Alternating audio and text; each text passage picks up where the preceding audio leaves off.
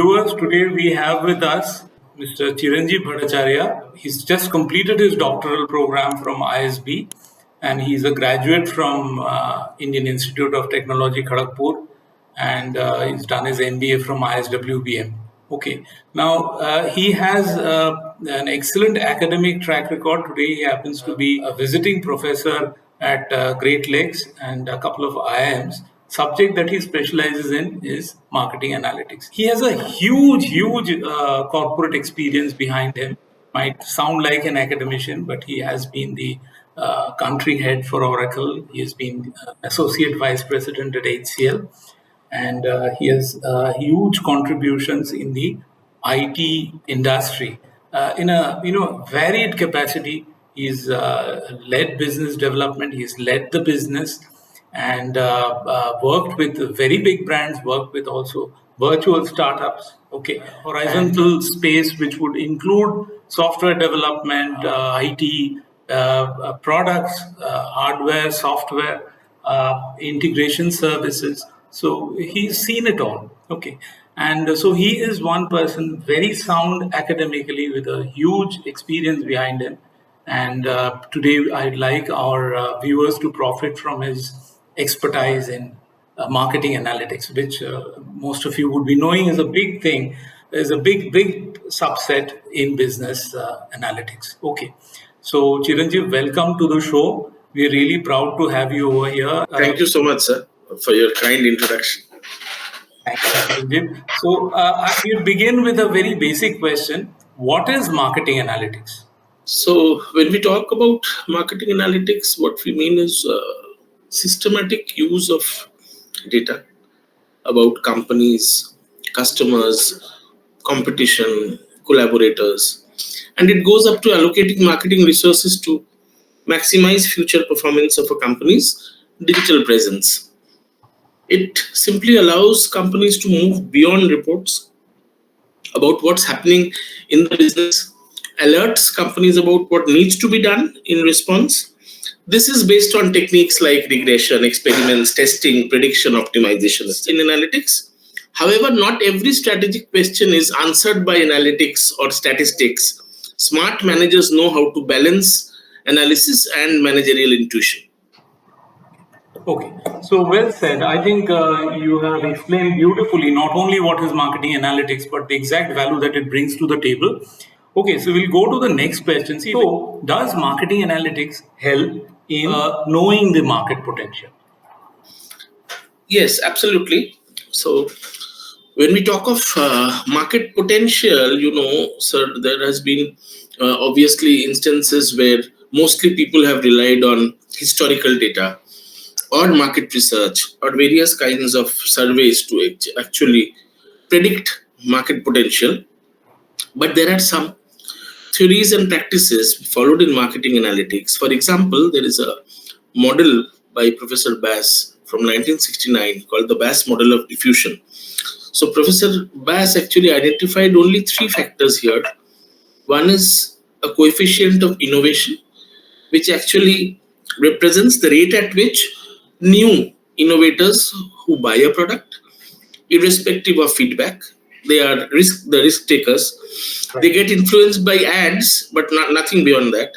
And then there is another group of imitators who actually follow the innovators, and based on word of mouth and reviews, gradually they start adopting a product. And the third factor is M, which is the market size. So P, the coefficient of innovation, Q, the coefficient of imitation, and M, the potential market size. Based on these three factors, Professor Bass had attempted to forecast market size. So, in a nutshell, what he recommended was, he has a famous Bass equation based on the imitation coefficient and innovation coefficient. And then with progression of time, people have started using tools like Excel to put the Bass model of diffusion in Excel, in which they minimize the error between the predicted and actuals. So when one minimizes the error, the outcome which we get is very close to the actual market size. Fine. So I think you have answered, and marketing analytics does give a very accurate answer to this question. What is the market size? We'll go to the third question. Market size is fine, but can we get into specific market segments? Segmentation is a way of organizing customers into groups with similar traits, product preferences, or expectations. So once segments are identified, marketing messages and in many cases products can be customized for each segment. The better the segmentation done, the more successful the marketing campaigns are supposed to be. And therefore, marketing segmentation has become very critical. Now, when we do it through marketing analytics, we use certain techniques called clustering, in which what we do is we have a basic assumption that in the same segment, characteristics and traits will be similar, and in different segments, it will be dissimilar. Therefore, distance between data points represent individuals like you and me. Distance between people who are similar will be minimum, which is a Euclidean distance, basically distance between 2 points, and distance between different clusters will be maximum. Based on that, there is a technique called k-means clustering, which is used to assume a number of clusters within a population, keep identifying centroids, which will be the central point of each cluster, and see which are the correct centroids in which distance within a cluster is minimum and distance between clusters are maximum. Clusters with different traits, and post that we do our marketing messaging beyond depending on these clusters. Exactly. I'll just come to that. So I think we are flowing wonderfully logically. I think the way you have answered the questions, I see a very clear-cut logic. I'm seeing that there is an answer to what is the market size. There's also an answer to what are the specific market segments, right? And now, could we even get into this? How do we design marketing campaigns? Okay, quantifying the resource requirements to address these segments. Yeah.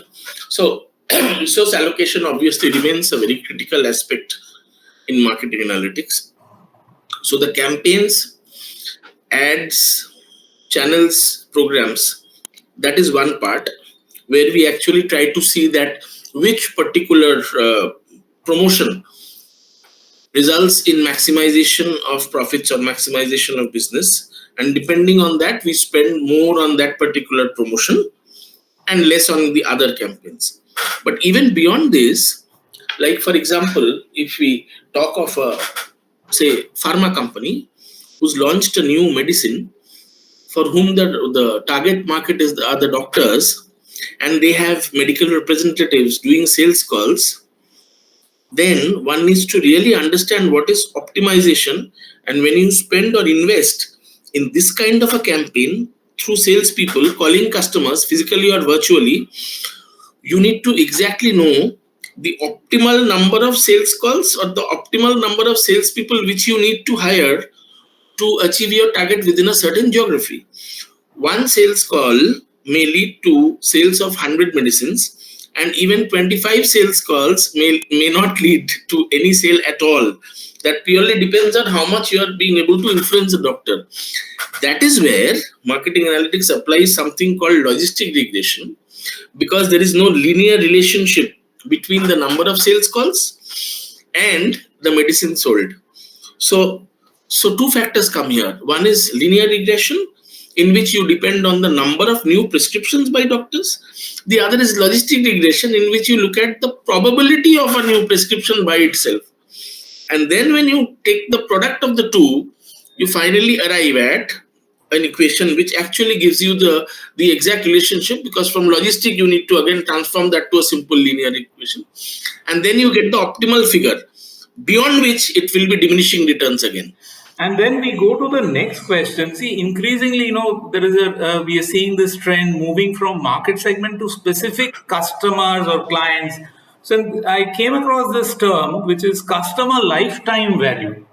So would analytics help us to capture that? Yes, absolutely. There's a very critical aspect of business, customer lifetime value. So in very simple words, what we do is we take the net present value of future cash flows or future profits, which we expect over a period, say a 5-year period or a 10-year period. It's not advisable to take an infinite horizon, because nobody has seen what is infinite horizon. And therefore, taking a period of 5-year, 10-year and predicting the cash flows and profits customer wise for a company, and doing the NPV gives you an idea about customer lifetime value.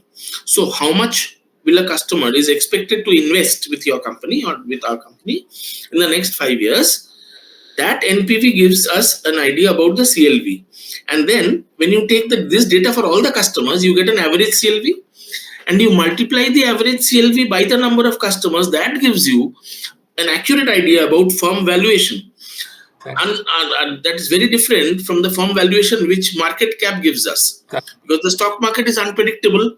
That actually depends on expectations and emotions, and whether some geopolitical tensions exist, or whatever. I mean, there are so many factors which keep influencing these investor decisions in the stock market. So the market cap keeps fluctuating. But if you look at the valuation method using customer lifetime value, anyways, by simple valuation, in very simple words, we mean our present day value plus the net present value of expected abnormal returns in the future. So there is a direct relationship between firm valuation and CLV, and it is seen that CLV gives an accurate picture to investors when they invest in a firm, so that the person who is selling the stakes does not actually take them for a ride again, because the investors knows the true value of the fund. Correct. So you can do a validation check of sorts. Okay, moving on to the last question, Chiranjeev. For young people, we in HR we come across a lot of young marketing professionals who like to, kind of improve their knowledge in the area of marketing analytics. What would be your advice to them? So, sir, what my learning has been is that we should not actually be dependent on tools and just expect that by entering some data and taking out some data as output is not about learning. So in my opinion, one needs to understand theoretical frameworks very well, and then study some case studies related to those theoretical concepts, like case studies related to CLV or something like conjoint analysis or cluster analysis, or various, there are elasticity of demand, etc. A lot of things in analytics. So theoretical framework, then real life case studies related to that, and then some simple problem solving that can be simple arithmetic, but the business logic has to be very clear. That is where people learn. And then when there are large data sets which we cannot control manually, then one can actually take help of tools like advanced Excel or SPSS or the likes R or Python, etc. R or Python, yeah. But I strongly recommend not to be dependent on tools, because otherwise the tool will work, the human mind will not work. That recedes to the background. Thank you so very much, Chiranjeev. It has been a pleasure talking with you. Thank you so much. We had a constraint of time, otherwise we would have loved to continue for some more time. You're taking time out of your busy schedule, and I'm sure our viewers would benefit from your knowledge. Thank you, sir. Thank you so much, sir.